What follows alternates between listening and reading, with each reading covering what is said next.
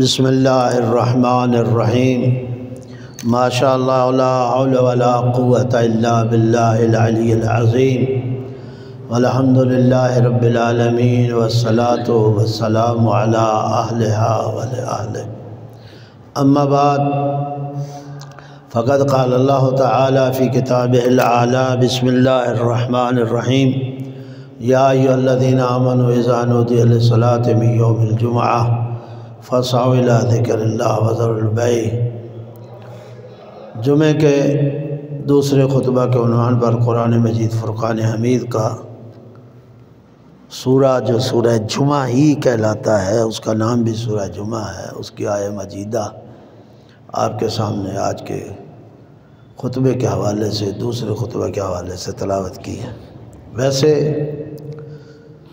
3 یا 4 نکات ہیں جس میں مجھے تھوڑا بات کرنی ہے آج کے خطبے کے حوالے سے۔ تو پہلا نکتہ یہی جو جمعے کا عرض کرنا چاہتا ہوں کہ قرآن مجید فرقان حمید میں یہ حکم واضح لفظوں میں آیا ہے، یا ایھا الذین آمنوا، اے صاحبان ایمان، اذا نودی للصلاۃ من یوم الجمعہ، جب تمہیں جمعے کے دن بلایا جائے، پکارا جائے، فاسعوا الی ذکر اللہ، تو تم دوڑتے چلے آؤ اللہ کے ذکر کی طرف، وذروا البیع، اور جو بھی تمہارا کاروبار زندگی ہے اسے چھوڑ دو۔ آج میں بیٹھا تھا اور نیٹ کھولا تو اس میں ایک صاحب قصیدہ پڑھ رہے تھے، اور اس کے قصیدے کے الفاظ ظاہر ہے شاعر اپنا خیالات کو دوسروں کے نام لے کر بیان کر دیتے ہیں، اور شاید یہی ایک وجہ بھی ہے شعر کو، اشعار کو مذہبی نگاہ میں اتنا پسندیدہ تصور نہیں کیا جاتا، سوائے وہ اشعار جو مدح اہل بیت یا خدا اور رسول کے حوالے سے ہو۔ کیوں؟ شاعری بھی گمراہی کا ایک ذریعہ ہے، تو وہ شعر، اس کے اشعار کا مفہوم، اس کا قصیدہ اسی جمعے پہ تھا، تو میں نے اس لیے پہلا نکتہ ہی جمعے کا رکھا۔ اس کا مفہوم یہ تھا کہ الیاذ باللہ، ایک تو حکم خدا کی وہ مخالفت کر رہا تھا، اور دوسرا اپنے کلام میں وہ جو مخالفت کر رہا تھا حکم الہی کی، وہ امام کی طرف منسوب کر کے کہہ رہا تھا کہ امام زمانہ فرما رہا ہے میرا نام ہی جمعہ ہے اور تمہیں اس جمعے کے ادا کرنے کی ضرورت نہیں، میں بیٹھا ہوں جو کعبے میں قرض اپنے بابا کا اتار رہا ہوں۔ یعنی یہ اس کا لمبا چوڑا ایک سلسلہ تھا، اور لوگ ماشاءاللہ الا ماشاءاللہ واہ واہ اور شاہ شاہ کر رہے تھے۔ جہالت کا یہ عالم ہے اور جہالت کا یہ حال ہے کہ میں نے دیکھا کہ سوائے واہ واہ کے اور کوئی نہیں، کوئی اسے روکنے والا نہیں ہے، کوئی اسے ٹوکنے والا نہیں ہے، کوئی اسے سمجھانے والا نہیں ہے۔ ہمارے قوم کا حال یہ ہو گیا ہے، اور ممبر کا حال یہ ہو گیا ہے کہ ایک بندہ ہزاروں کے درمیان صریحاً ایسی بات کر رہا ہے جو قرآن کے خلاف ہے، جو دین کے خلاف ہے، اور پھر صریحاً امام پر تہمت لگا رہا ہے۔ اس تہمت کو نہیں سمجھ رہے، اس قرآن کے خلاف بات جو ہو رہی ہے نہیں سمجھ رہے، الٹا اسے شاباش اور واہ واہ شاہ شاہ کر رہے ہیں اور بڑی اسے داد دے رہے ہیں، جبکہ سوچنے اور سمجھنے کی بات ہے کہ یہ قرآن کا ایک سورہ ہے، پورا سورہ جمعہ، ایک آیت ہی نہیں ہے، اللہ نے پورے سورہ جمعہ کو، سورہ کو نازل کیا ہے، اور یہ جمعہ کی اہمیت ہے۔ اور پھر اس سورہ کے یہ جملے ہیں جو میں نے آپ کے سامنے تلاوت کیے، یا ایھا الذین آمنوا، اے صاحبان ایمان، اذا نودی للصلاۃ، جب تمہیں بلایا جائے نماز کے لیے، کون سی نماز؟ من یوم الجمعہ، نماز جمعہ کے لیے، فاسعوا الی ذکر اللہ، تو تم اللہ کے ذکر کی طرف دوڑتے چلے آؤ، وزر البیع، کاروبار زندگی ختم کر دو۔ میں یہ کہنا چاہتا ہوں بالکل مختصر انداز میں اس نقطے کو بیان کر کے پھر دوسرے نقطے کی طرف جانا چاہتا ہوں کہ مجھے یہ بتایا جائے کہ یہ اللہ نے اس حکم آیا کو کب اور کہاں معطل کیا۔ میرا ایک سوال ہے، سوال سمجھیے گا، سوال ان لوگوں سے یہ ہے، اور آپ کو بھی میں یہ بتا رہا ہوں کہ جب آپ کے ساتھ بھی بات ہو تو آپ ان سے سوال کریں، بھائی یہ جو نظریہ جو نہ ہمارے علماء کا نظریہ ہے، نہ ہمارے فقہاء کا نظریہ ہے، نہ ہمارے مراجع کا نظریہ ہے، نہ ہمارے ائمہ کا نظریہ ہے، نہ ہمارے رسول اسلام کا یہ نظریہ ہے، نہ یہ خدا کا نظریہ ہے، قرآن کے خلاف یہ بات ہے، ائمہ کے خلاف یہ بات ہے، دین کے خلاف یہ بات ہے، فقہاء کے خلاف یہ بات ہے، آپ جو اتنی بڑی ڈھٹائی کے ساتھ یہ بڑھ کے جھوٹ بول رہے ہو تو یہ بتاؤ تو صحیح، اللہ نے کب اور کہاں اس حکم کو معطل کیا؟ دیکھیے اللہ ایک حکم دیتا ہے قرآن میں، اگر وہ چاہتا ہے کہ یہ حکم اب فلاں دن تک تھا اور آگے اس کی عمل درآمد نہیں، تو اس کے معطل ہونے کا بھی اعلان کرنا بنابر دلیل اس پر واجب ہے کہ وہ ہمیں بتائے۔ بیت المقدس کو آپ سجدہ کرتے تھے، اس نے جب بیت المقدس سے آپ کو ہٹایا اور کہا کعبے کی طرف سجدہ کیجئے تو باقاعدہ حکم آیا۔ ایک بحث ہے شریعت میں ناسخ اور منسوخ کی، قرآنی آیات کے حوالے سے ایک بحث ہے۔ اگر کسی حکم کو منسوخ کیا جاتا ہے تو اس کا ناسخ ہونا چاہیے یا نہیں ہونا چاہیے؟ ہونا چاہیے نہیں ہونا چاہیے؟ ظاہر ہے ایک حکم آیا ہے، اس حکم کو کر دیا منسوخ، تو اس منسوخ کا کرنے کا ایک آرڈر جو ہے وہ ہونا چاہیے۔ دنیا میں بھی آپ گورنمنٹ ایک حکم دیتی ہے اور پہلے کو معطل قرار دیتی ہے تو وہ اپنا آرڈر آگے کرتی ہے۔ تو آپ جو علیہ السلام، آپ جو کہہ رہے ہیں کہ یہ جمعہ یہ مراد نہیں ہے، نماز جمعہ یہ نہیں ہے، امام زمانہ آئیں گے تو پڑھائیں گے اور یہ فلاں فلاں، تو آپ تو اس کا مطلب آپ کہنا چاہتے ہیں یہ حکم منسوخ ہو گیا ہے، اور اگر منسوخ ہو گیا ہے تو پھر وہ آرڈر دکھائیے جس سے اس کو منسوخ کیا گیا، اسے معطل کیا ہے تو آرڈر دکھائیے۔ بائے بسم اللہ سے لے کے سین والناس تک ہمیں دکھائی نہیں دیتا کہ کوئی اس آیا کو منسوخ کرنے کا کوئی حکم آیا ہو۔ حکم تو ہمارے سامنے ہے، یا ایھا الذین آمنوا اذا نودی للصلاۃ، اے صاحبان ایمان جب تمہیں نماز جمعہ کے لیے بلایا جائے فسعوا الی ذکر اللہ، اللہ کے ذکر کی طرف دوڑتے چلے، وذروا البیع، کاروبار چھوڑ دو۔ جمعے کی اہمیت ہے اتنی،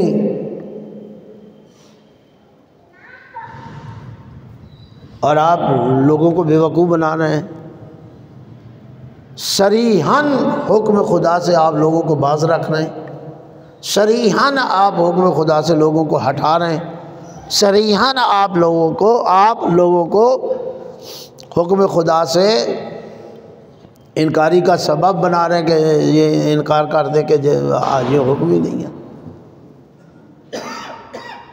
یہ جو اتنے فقہاء بیٹھے ہیں، جو اتنے مفسرین بیٹھے ہیں، یہ اتنے علماء نے کتابیں لکھی ہیں، وہ پاگل ہیں جو 20 30 سال 40 سال 50 سال پڑھ کے اور زندگی اسی علم و فن میں گزار کر وہ فتاوے دے رہے ہیں اور قرآن کو سمجھ رہے ہیں اور تفاسیر لکھ رہے ہیں، ان کو نہیں سمجھ آئی اس آیت کی، اور ایک ان پڑھ کو سمجھ آ گئی۔ اور یہی ہماری ستم ظریفی ہے کہ منبر رسول ہم نے جاہلوں کے سپرد کیا ہوا ہے۔ جو جاہل، جتنا بڑا جاہل اور جتنی بڑی آگے بات جہالت کی کر دے، کوئی اسے پوچھنے والا نہیں ہے، کوئی اسے روکنے والا نہیں ہے، کوئی اسے ٹوکنے والا نہیں ہے۔ یہ دین مظلوم ہے اور یہ مظلومیت ہے دین کی، کوئی اسے کہنے والا نہیں ہے۔ اتنی ڈھٹائی سے، اور میرے خیال ہزاروں کا مجمع جو اسے داد دے رہا ہے۔ جہاں حکم خدا کی مخالفت ہو رہی ہے، وہاں خود معصوم پر تہمت بھی لگا رہا ہے، یعنی اس کے اشعار سے یہ مترشح تھا کہ امام کہہ رہے ہیں کہ اس جمعے کو نماز جمعہ کو ادا نہ کرو، جمعہ تو میں ہوں۔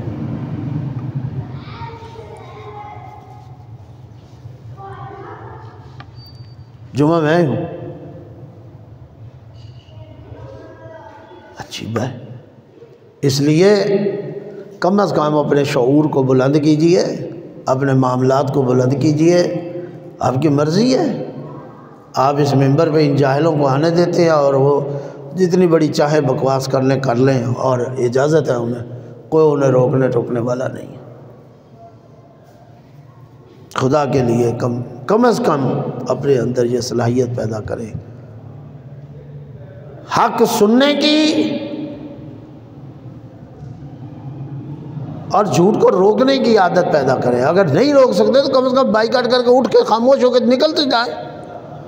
اگر 100 بندہ اتنے بندوں سے اٹھ کے نکل جائے، ایک دم سے پتہ چل جاتا ہے کہ ہاں بھائی کیا ہوا ہے۔ آپ کا خاموشی سے بیٹھ جانا بھی اس مجلس میں تائید ہے اس جاہل کی۔ اگر آپ اسے روک نہیں سکتے، اگر آپ اسے ٹوک نہیں سکتے، اگر آپ اسے منع نہیں کر سکتے کہ یہ جاہلانہ بات نہ کر، تو کم از کم آپ اتنا تو کر سکتے ہیں نا کہ اس مجلس سے اٹھ کے چلے جائیں اور اب اظہار کر دیں کہ میرا اس سے کوئی تعلق نہیں۔ لیکن اگر آپ بیٹھے بھی رہیں گے، چپ کر کے بیٹھے رہیں گے، خاموشی سے بیٹھے رہیں گے، تو یہ آپ کی تائید ہوگی۔ اس کا معنی یہ ہے کہ آپ تائید کر رہے ہیں، آپ بھی اس گناہ میں شریک ہیں۔ جا کے دیکھیے، میں نے آج ہی دیکھا ہے، وہ ایک قصیدہ لگا ہوا ہے اور جاہل آدمی بالکل قرآن کے خلاف، اللہ کے حکم کے خلاف اور امام پر تہمت لگاتے ہوئے اپنے اشعار میں وہ نماز جمعہ کی مخالفت کر رہا ہے۔ اور جہالت ہے، بہت سے لوگ، اب جو لوگ جمعہ چھوڑ جائیں گے اس بات کہنے پہ، جمعہ نہیں پڑھیں گے، نماز نہیں پڑھیں گے، اس کا ذمہ دار کون ہے؟ اس کا جواب دہ کون ہے؟ اور پھر اس جاہل کو یہاں کھڑے ہو کے پڑھنے کی اجازت دینا، اس کا ذمہ دار کون ہے؟ اور آپ کا ان ایسے لوگوں کو سنتے ہوئے بیٹھے رہنا، پھر اس کے ذمہ دار کون ہے؟ آپ خود ہیں، آپ بھی اس گناہ میں شریک ہیں۔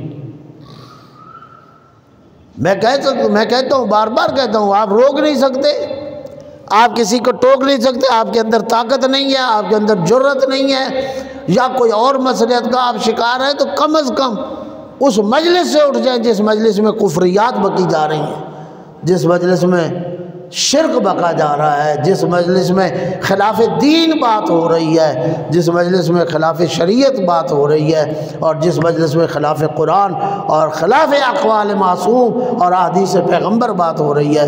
کم از کم آپ اتنا کر سکتے ہیں کہ آپ وہاں سے اٹھ جائیں۔ آپ کا اٹھ جانا یہ اظہار نفرت ہے۔ میں نے کہا اتنے ہزاروں کہ مجمع میں اگر 400 200 400 بندہ ایک دم اٹھے، پڑھنے والے کو خود بخود پتہ چل جاتا کہ کوئی گڑبڑ ہو گئی ہے۔ شریک ہے، جس طرح پڑھنے والا شریک ہے اس گناہ کو کام کر رہے، گناہ کر رہے، اسی طرح جو پڑھا رہا ہے بانی وہ بھی اسی گناہ میں شریک ہے۔ اسی طرح جو لوگ سن رہے ہیں، اگر آپ بھی ایسے مقامات پہ کبھی ہوں اور آپ بھی اگر خدا نخواستہ وہیں بیٹھے رہے اور نہ ہوں، تو آپ، اس کا معنی یہ ہے کہ آپ اس گناہ میں خود شریک ہیں اور آپ بھی مجرم ہیں، اور روز قیامت یہ سزا کا ذمہ داری آپ پر بھی آئے گی۔ دین یار اتنا مظلوم ہو گیا ہے کہ آپ اس دین کے لیے ایک بات کرنے کے لیے تیار نہیں۔ آپ کی ذاتی چیز کو کوئی، آپ کو ذاتی طور پر کوئی نقصان پہنچ جائے، آپ پورا آسمان سر پہ اٹھا لیں گے اور شور ڈال لیتے ہیں، لیکن لوگوں کی خاموشی، جب دین پر کوئی حملہ ہوتا ہے تو اس وقت لوگوں کی خاموشی عجیب ہے۔ تو ایک نقطہ تو میں یہ بیان کرنا چاہ رہا تھا، زیادہ لمبا بھی نہ، میں 3-4 نقطے بیان کرنے ہیں۔ تو بہرحال میں نے آپ کے سامنے کہا، اور پہلے بھی میں نے اس سورہ کے حوالے سے کئی دفعہ خطبے دیے ہیں، قرآن کے واضح لفظیں ہیں، اور پھر اس جمعے پہ سستی بھی نہ کیا کریں۔ میں تو کہتا رہتا ہوں اکثر آئیں گے اب بھی دیکھ لیں کتنے کے لوگ آپ بیٹھے ہیں، اور جب تک خطبہ شروع ہوگا تو پھر یہ بھر جائے گی جتنی صفحے پڑی ہیں، ضرورت ہی محسوس نہیں کرتے، ٹائم پہ آنا ہی نہیں، یہ ضرورت نہیں کہ خطبہ ہو رہا ہے، ابھی خطبہ کس کے لیے ہو رہا ہے، لیٹ پہنچنا۔ تیسری بات اس حوالے سے یہ کہنا چاہتا ہوں کہ جمعے کی اہمیت کا اندازہ کریں کہ یا ایھا الذین آمنوا اذا نودی للصلاۃ، اے صاحبان ایمان، پہلے تو جو جمعہ پڑھنے والے ہیں انہیں اللہ پہلے ہی سند دے رہا ہے، یا ایھا الذین آمنوا، آمنوا کہہ کے یہ سند دے رہا ہے کہ صاحبان ایمان ہیں یہ جو جمعہ پڑھنے والے ہیں، یہ عام لوگ نہیں ہیں، جو جمعہ پڑھنے والے لوگ ہیں وہ مومن ہیں۔ کہاں کہاں آپ لوگ تصدیق کراتے پھرتے ہیں، ہم کہتے ہیں جی میں مومن ہوں، آپ کہتے ہیں جی میں مومن ہوں، لیکن کتنا اہم مقام ہے کہ اللہ میں کہے کہ یہ مومن ہے۔ اصل مومن تو وہی ہے نا جسے اللہ کہے، میں اور آپ اپنے آپ کو ایک دوسرے کو مومن کہیں، ہو سکتا ہے مومن نہ ہو، لیکن جب اللہ کہے یا ایھا الذین آمنوا، اے صاحبان ایمان، اس کا مطلب پتہ چل گیا کہ جو جمعہ پڑھنے والے ہیں صاحبان ایمان ہیں۔ کتنا بڑا اعزاز ہے جمعہ پڑھنے والوں کو، کتنا بڑا انعام ہے جمعہ پڑھنے والوں کے لیے اللہ کی طرف سے۔ یا ایھا الذین آمنوا، اے صاحبان ایمان، اذا نودی للصلاۃ من یوم الجمعہ، جب تمہیں پکارا جائے، جب تم بلایا جائے، یہ نقطہ بھی واضح ہو جاتا ہے، جو صاحب ایمان ہوتا ہے جب وہ نماز جمعہ کی اذان سنتا ہے تو وہ سارا کام اپنا چھوڑ چھاڑ کے، کاروبار بند کر کے وہ اذان سنتے چل پڑتا ہے نماز جمعہ کی طرف۔ فَاسْعَوْا إِلَىٰ ذِكْرِ اللَّهِ، بس جلدی کرو اللہ کے ذکر کی طرف آؤ۔ اور ہمارے ہم ماشاءاللہ اگر بہت جلدی بھی ہو تو یہی ہوتی ہے کہ کم از کم مولوی صاحب کا خطبہ نکل جائے تو پھر ہم نماز جمعہ پڑھیں گے۔ وَذَرُوا الْبَيْعَ، قرآن کی آیت ہے، یہ کسی مولوی کا فرمان نہیں ہے یا مولوی کی گفتگو نہیں ہے، اللہ کا کلام ہے۔ وَذَرُوا الْبَيْعَ، جو کچھ کاروبار کر رہے ہو وہ چھوڑو، فَاسْعَوْا إِلَىٰ ذِكْرِ اللَّهِ، اللہ کے ذکر کی طرف دوڑ چلو۔ اگر یہ اہمیت اس کی ہمارے ذہنوں میں ہو تو پھر میں نہیں سمجھتا کہ ہمارے ہاں اس بات کی سستی پیدا ہو۔ اگر سستی معلوم ہوتی ہے، جہاں سستی آئے تو اس کا مطلب یہ ہے کہ ہمیں اس ذکر کی اہمیت کا علم نہیں ہے، یا پھر ہمیں اہمیت ہے ہی نہیں۔ تو اس لیے کوشش کیا کریں نماز جمعہ کے دن جمعہ کی تیاری کریں اور اچھا لباس پہنیں، پاک و پاکیزہ صاف ستھرا دھلا ہوا لباس پہنیں، صبح غسل کریں، جمعے کا بھی غسل ہے، وہ غسل کرے با طہارت با صفا ہو کے، مخلص ہو کر، اخلاص کے ساتھ، اور ایک اس انداز سے آپ مسجد جمعہ کی طرف دوڑتے چلے آئیں پروقار طریقے سے کہ لوگوں کو پتہ چلے کہ یہ بندہ آج جمعے پہ جا رہا ہے۔ جمعے کا ایک انداز ہی نرالا ہوتا ہے، جمعے کا ایک انداز ہی اپنے انداز سے علیحدہ ہوتا ہے باقی اندازوں سے۔ علیکم السلام ورحمۃ۔ اور دوسری بات، یہ نقطہ میں نے ختم کر دیا، دوسرا نقطہ آج کے جمعے کے خطبے کا جو میں عرض کرنا چاہتا ہوں، چند روز پہلے اسلام آباد میں تکفیریوں کا ایک اجلاس ہوا، اور اس اجلاس کے بعد تکفیریوں کا ایک مولانا وہاں گولیوں کے ذریعے بھون دیا گیا اور وہ ہلاک ہو گیا۔ لیکن اس کی ہلاکت کے بعد جو طوفان بدتمیزی اٹھا دارالخلافہ میں، اور یہ پہلی دفعہ نہیں ہوا، اس سے پہلے بھی کئی مرتبہ ایسے واقعات ہو چکے ہیں، علیہ السلام برملا طور پر آپ کی قیادت پر، آپ کے علماء پر، آقا خمینی کا نام لے کے، آپ کی قیادت کا نام لے کے، پھر شیعہ کہہ کے، تکفیری جو اپنا اعلان کرتے ہیں اور اپنی عادت اور بدتمیزی کرتے ہیں، وہ طوفان بدتمیزی اٹھایا اور کافر کافر شیعہ کافر کے نعرے لگائے۔ نہیں سمجھ آتی کہ یہ حکومت اور پھر اس کے دارالخلافہ میں، ملک کے دارالخلافہ میں اس انداز سے نعرے لگانا۔ اور میں نے کہا یہ پہلی دفعہ نہیں، کئی مرتبہ یہ ہو چکا ہے۔ یہ ایک حکومت کے لیے سوالیہ نشان ہے کہ جب بھی کوئی اس قسم کا واقعہ ہوتا ہے یا یہ پہلے تو انہیں کانفرنسوں کی اس انداز کے، کیا اس وقت شرطیں نہیں لگ سکتی کہ آپ جلسہ کریں، اپنی کانفرنس کریں، لیکن یہ چیزیں نہ ہوں۔ حکومت اگر اجازت دیتی ہے کسی کو جلسے کی، اور اگر وہاں کوئی ایسا سلسلہ ہوتا ہے تو اس کی ذمہ دار بھی پھر وہی ریاست ہے، وہی حکومت ہے۔ اور یہ دارالخلافہ میں یہ تکفیریوں کے یہ نعرے بلند کرنا اور پھر حکومت کا خاموش رہنا، ابھی تک ہمیں نہیں کوئی نظر آیا کہ کوئی گرفتاری اس حوالے سے ہوئی ہو، جس کا نتیجہ یہ بھی نکلا کہ پارا چنار کے راستے میں جاتے ہوئے بسوں سے اتار کر شناختی کارڈ دیکھ کر، بسیں ہیں یا ویگنیں ہیں یا گاڑیاں اتار کے لوگوں کو مارا گیا اور لوگوں کو شہید کیا گیا، خواتین تک نہیں چھوڑا۔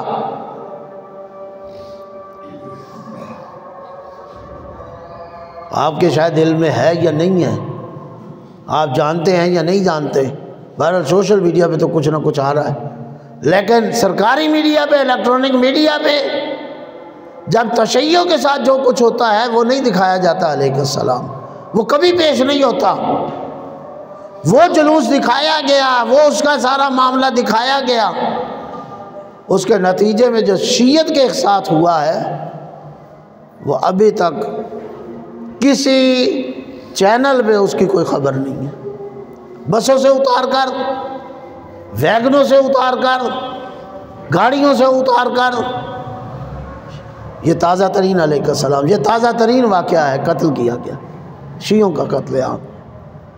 اس کا کون ذمہ دار ہے؟ اگر ریاست ذمہ دار نہیں ہے تو پھر کون ذمہ دار ہے؟ اگر ریاست نے اس کا جواب نہیں دینا تو پھر کس نے اس کا جواب دینا ہے؟ پھر شاید آپ کے علم میں ہو کہ آج تقریباً کئی مہینے ہو چکے ہیں کہ پارا چنار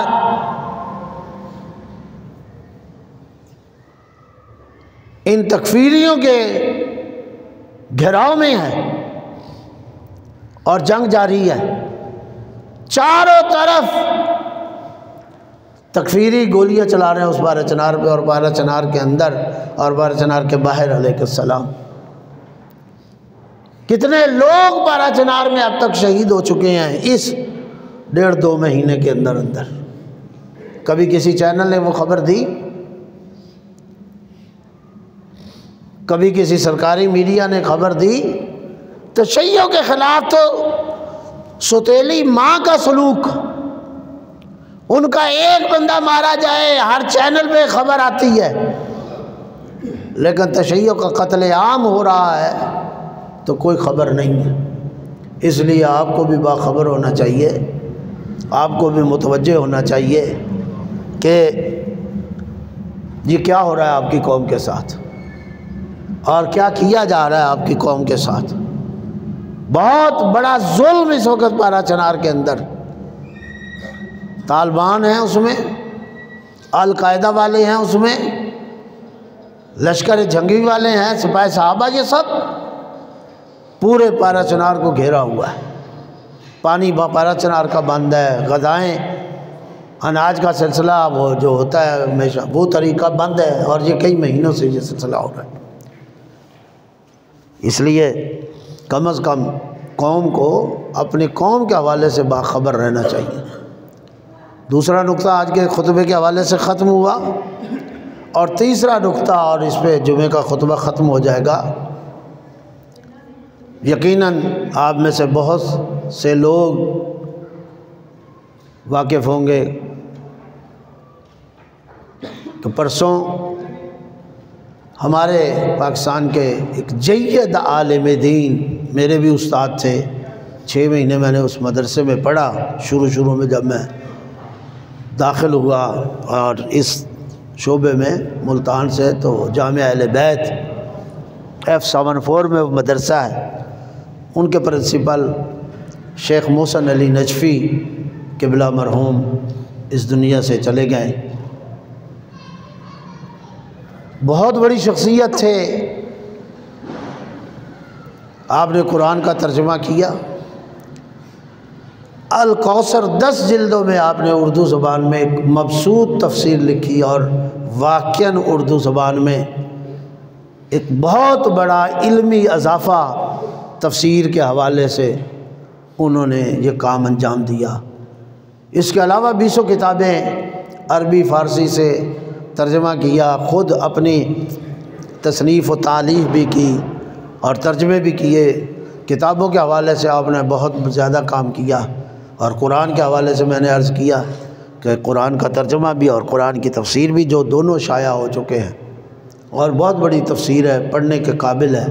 اگر آپ لے سکے تو الکوثر تفسیر اردو زبان میں بہت اچھی تفسیر ہے اور مبسوط تفسیر ہے، اعلیٰ ترین تفسیر ہے۔ قرآنیات کے حوالے سے جو اس کا مقدمہ لکھا ہے، کیا کہنا اس مقدمے، جو لوگ شوق رکھتے ہیں کتابوں کا اور اگر قرآنیات کا مطالعہ کرنا چاہتے ہیں یہ تفسیر کا، تو ان کے لیے بہترین کتاب ہے الکوثر تفسیر جو ہے۔ اس کے علاوہ انہوں نے بڑی کتابیں لکھی، کتابوں کے میدان میں بھی ان کا کام۔ مدارس، انہوں نے سینکڑوں مدارس بنائے جو الحمدللہ چل رہے ہیں۔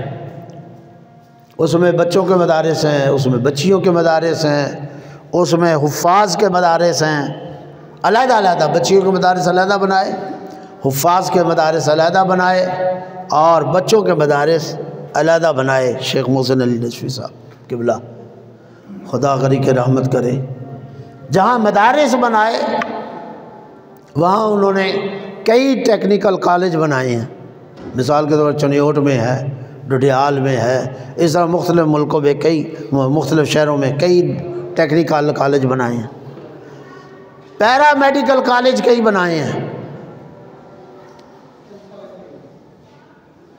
2 یونیورسٹیاں بنائی ہیں، ایک کوثر یونیورسٹی جو اسلام آباد کے اندر ہے اور کافی سالوں سے 15-20 سال سے کام کر رہی، ایک یونیورسٹی جو ابھی پائے تکمیل پہ قریب ہے، مری جاتے ہوئے راستے میں، بہت بڑی یونیورسٹی وہ بنا رہے تھے۔ کالج کئی بنائے ہیں، پھر اس کے علاوہ کیڈٹ کالج کئی بنائے انہوں نے، ٹیکنیکل کالج کے علاوہ کیڈٹ کالج، کم از کم 500 ایک ان کے اسکول کی چین ہے، اسوہ اسکول، 500 اسکول وہ پورے ملک میں انہوں نے ان کے چل رہے ہیں۔ یہ میں تھوڑا سا خلاصہ بتا رہا ہوں شیخ محسن علی نجفی صاحب قبلہ کا کام۔ پورے پاکستان میں ایک زنجیر ہے ان کے اسکولوں کی، اسوہ اسکول، سینکڑوں ان کے شاگرد ہیں جو علماء انہوں نے اس قوم کو دیے۔ پھر زلزلے پہ کام کرنا، 11,000 مکان انہوں نے دوران یہ جو زلزلے آئے ہیں 11,000 مکان انہوں نے بنائے، جو لوگوں کو دیے گئے مکانات 11,000، یہ تھوڑی تعداد نہیں ہے۔ گلگت کے بلکہ بلتستان کے اندر انہوں نے ایک کالونی بنائی، تقریباً 500 گھر ہیں، وہ وہاں کے غریبوں کو دیا اور پوری کالونی بنی ہے۔ اور پھر صبح دوپہر شام سالن آپ اپنا پکائیں، روٹی آپ کو مفت ملے گی، وہ جتنے بھی مکان ہیں ان کو روٹی مفت ملتی ہے۔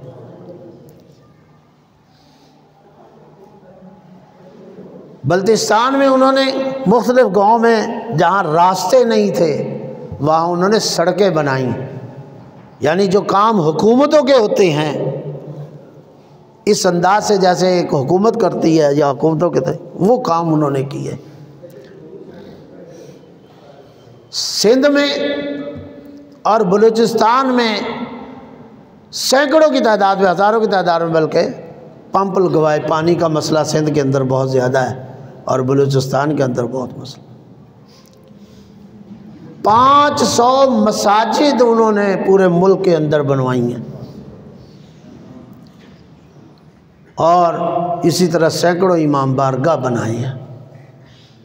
یہ میں نے آپ کے سامنے ان کی محنت کا، ان کی زحمات کا خلاصہ رکھا ہے کہ کتنے بڑے عالم دین تھے اور کتنا بڑا کام کیا.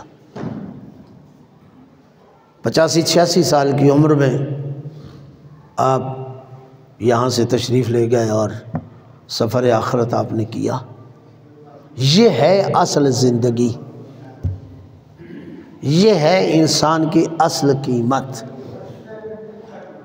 قبلہ سید صفدر حسین نجفی صاحب کے بعد اگر کسی نے بڑا کام کیا اور پھر ان سے بھی آگے کام کیا تو وہ شیخ محسن علی نجفی تھے. قبلہ صفدر حسین نجفی صاحب کو محسن ملت کا نام دیا گیا تھا، اور ہمیشہ محسن ملت کا جب لفظ پکارا جاتا تھا تو سید صفدر حسین نجفی مراد ہوتے تھے. لیکن پھر یہ نام دوبارہ اگر کسی شخصیت کو ملا تو وہ شیخ محسن علی نجفی صاحب کو، کہ آج انہیں محسن ملت کہا جاتا تھا. اتنا کام. سن 66 میں وہ یہاں سے پاکستان سے پڑھنے کے بعد نجف گئے، اور پھر 74 میں وہ واپس آئے. اور آپ دیکھیں کہ آنے کے بعد ایک شخص جو بلتستان کا رہنے والا تھا، اسلام آباد میں جب بیٹھا، میں اس وقت میں نے کہا کہ میری جب پڑھائی شروع ہوئی تھی وہ اسلام آباد سے ہوئی تھی، جامعہ اہل بیت سے. شیخ محسن صاحب میرے استاد تھے. میں نے ابتدائی کتاب 1-2 وہ بچے جانتے ہیں، طریقہ جدیدہ اور اس طرح صرف کی 1-2 کتابیں ان سے پڑھی، اور پھر میں لاہور آ گیا.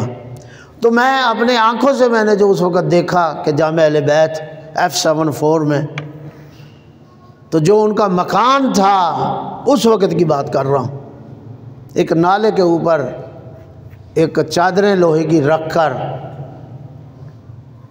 اور بلاک کے ذریعے 2 کمرے بنا کے مدرسے کے باہر لوہے کی چادروں، چھت جو لوہے کی چادروں کی تھی، اس مکان میں انہوں نے زندگی گزاری. اور الحمدللہ پھر انہوں نے محنت کی، اور ایک مقام آیا کہ جو میں نے آپ کے سامنے ایک لسٹ کاموں کی رکھی ہے. آپ تو انسان سنتے حیران رہ جاتا ہے اس شخص نے، اس شخصیت بزرگوار نے اتنا بڑا کام کیا ہے.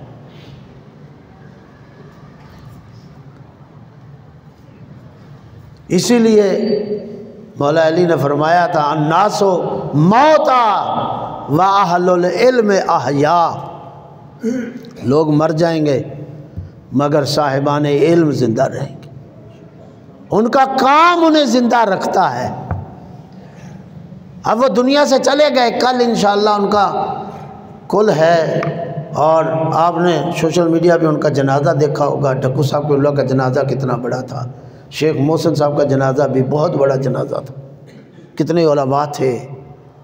اور اسلام آباد ایک شخص کھرمنگ کے علاقے ایک گاؤں سے، جہاں چند لوگوں کا گھروں کا وہ گاؤں تھا مشتمل، میں نے وہ گاؤں بھی دیکھا ہوا ہے، وہاں سے نکلتا ہے پنجاب میں آتا ہے، پنجاب کے مختلف مدارس میں، خوشاب میں، ملتان مخزن العلوم میں، پھر جامع المنتظر میں، لاہور میں اپنے سال لگاتا ہے اور دینی تعلیم حاصل کرتا ہے، اور پھر نجف چلا جاتا ہے اور 7-8 سال نجف پڑھتا ہے. ایک دیہات سے نکلا ہوا شخص، اس کا خلوص کتنا تھا، اس کی محنت کتنی تھی، اس کی زحمات کتنی تھی، کہ اللہ نے پھر یہ توفیق عطا کی کہ دنیا میں جو اب ان کے شاگرد اتنے ہیں علماء کہ نہ فقط پاکستان میں، بیرون پاکستان جہاں جہاں اردو زبان بولی جاتی ہے وہاں شیخ محسن صاحب رحمۃ اللہ علیہ کے شاگردان موجود ہیں.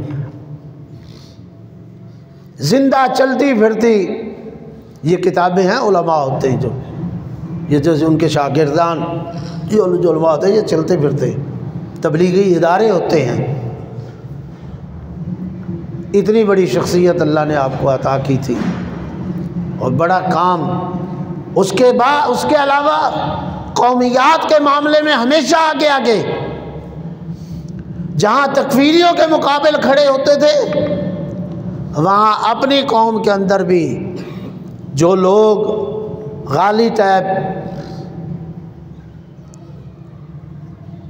اور کیا وہ اس قسم کے لوگ ہیں ان کے خلاف بھی اگر کھڑے ہوئے ہیں تو شیخ محسن صاحب سارے فہرست ہوتے تھے قومیات میں آگے بڑھ چڑھ کر.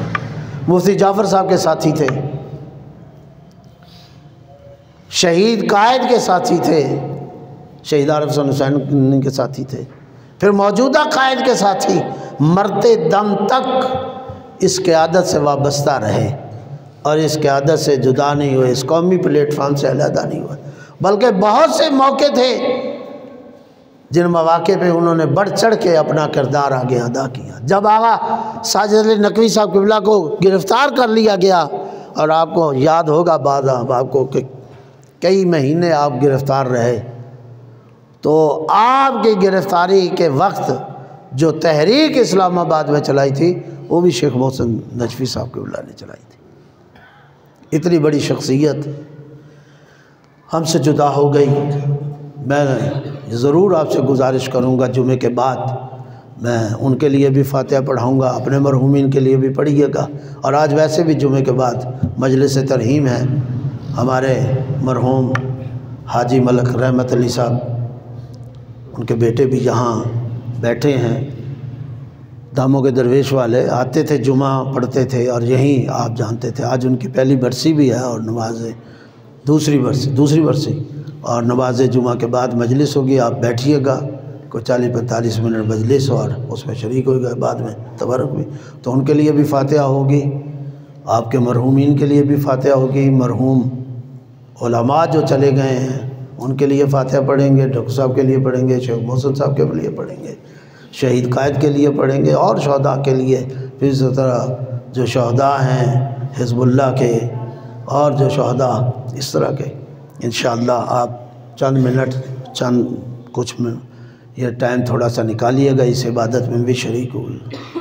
اور آخری نقطہ جو آج کے 2-3 منٹ رہ گئے بس میں, آپ جانتے ہیں کہ کرمان جو ایران کا شہر ہے اس میں بم دھماکہ ہوا اور اس میں کافی لوگ شہید ہو گئے اور سینکڑوں کے حساب سے وہاں زخمی ہیں.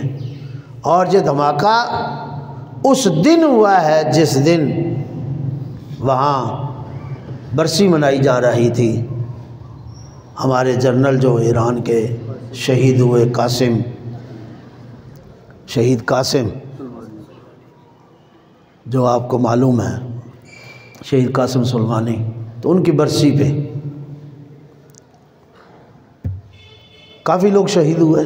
اور آپ کو معلوم ہے کہ یہ کن لوگوں نے دھماکہ کیا, کون لوگ تھے, کیوں؟ اس لیے کہ ایران ہی وہ واحد دنیا میں ایک ایسی مملکت ہے, اس میں کوئی شک نہیں, جو مظلوموں کی یاور اور مددگار ہے. یہ دنیا جانتی ہے کہ آج فلسطینیوں کے پیچھے اگر کوئی ہے, حزب اللہ کے پیچھے اگر کوئی ہے, حوثیوں کے پیچھے اگر کوئی ہے, تو وہ ایک ہی حکومت ہے اور وہ ایرانی حکومت ہے. باقی تو مسلمان اکثریت خاموش ہے, اور اگر کہیں کوئی تھوڑی بہت ہی آواز اٹھتی ہے تو وہ بھی آواز ہی ہے, اس کے علاوہ کوئی کام نہیں ہے. اور آج آپ نے دیکھا ہوگا کہ کل ایک اور کام بھی ہو گیا, یمن پر پھر حملہ کر دیا گیا, اور فقط اس لیے کیا گیا کہ انہوں نے فلسطینی کے حمایت میں انہوں نے بھی اپنا سلسلہ بلند کیا اور آگے بڑھ کر اعلان کیا, اور اعلان ہی نہیں کیا, انہوں نے کافی کام کیے. اور وہاں رات سے بمبارمنٹ شروع ہے. تو کم از کم آپ لوگ ان چیزوں سے بھی خبردار رہا کریں, حالات سے واقف ہوا کریں. واقف ہونا, جب تک آپ واقف نہیں ہوں گے آپ کو درد کا کیا احساس ہوگا؟ جب تک درد نہیں ہوگا انسان اٹھے گا کیسے؟ جب تک اٹھے گا نہیں آگے قدم کیسے بڑھے گا؟ جب قدم نہیں بڑھے گا تو آگے سانے ہمیں وارد اور داخل کیسے ہوں گے؟ قومیں زندگی کا ثبوت دیتی ہیں, زندہ ہونے کا ثبوت دیتے ہیں. زندہ ہونے کا ثبوت کھانا پینا بیٹھنا اٹھنا نہیں ہے، اصل زندہ ہونے کا ثبوت یہ ہے کہ اپنی قوم کی حفاظت، اپنے مذہب کی حفاظت، مظلومیوں کے ساتھ اٹھنا اور ان کے پیچھے کھڑے ہونا۔ میری دعا ہے اللہ رب العزت آپ ہم سب کو یہ توفیق عطا فرمائے کہ ہم صحیح معنوں میں شیعت کو سمجھیں اور شیعت کو سمجھ کر قبول کریں، قبول کرنے کے بعد صحیح معنوں پہ شیعت پر عمل کریں۔ وآخر دعوانا ان الحمد للہ رب العالمین۔